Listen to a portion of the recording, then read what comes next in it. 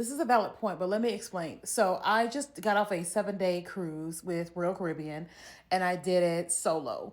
And here is a couple things to understand. So I've done a lot of cruises before, a lot of them, one through Carnival and all the rest through Royal Caribbean.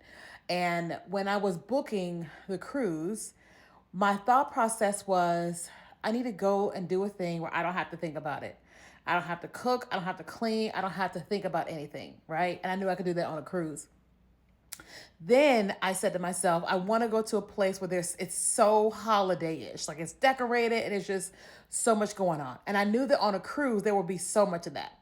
Then I love that on cruise there's so many things to do, whether it's sit by the pool or it's ice skating or it's a show or it's a movie or whatever. There's always something going on a cruise ship.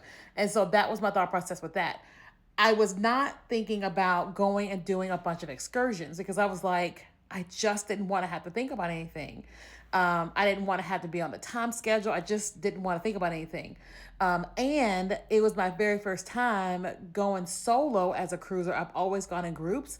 So I honestly just did not feel safe booking excursions as a solo. I just didn't feel safe, but I had been on many of them, and all the cruises I've gone on in the past, when we got to our stop, we there were beaches and we can go and hang out and do that and so on and so on. If we wanted to do excursions, we could.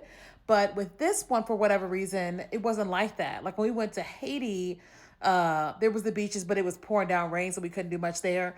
And then when we got to, what was it, Jamaica, it was 100% just buy. Otherwise, you got to do an excursion.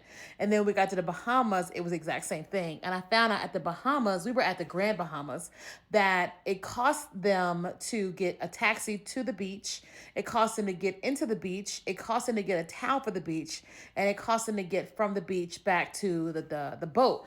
And I don't mind paying for things. But for me, going on this cruise, my sole intention was just rest. I didn't want to have to do anything extra. I didn't want to wonder if I'm safe in this taxi or not. I just didn't want to wonder any of that. And I didn't have to. But there were parts of the cruise I was like, oh, that wasn't so good. And that was basically when we docked. I loved all the experiences on the boat, just not when we docked.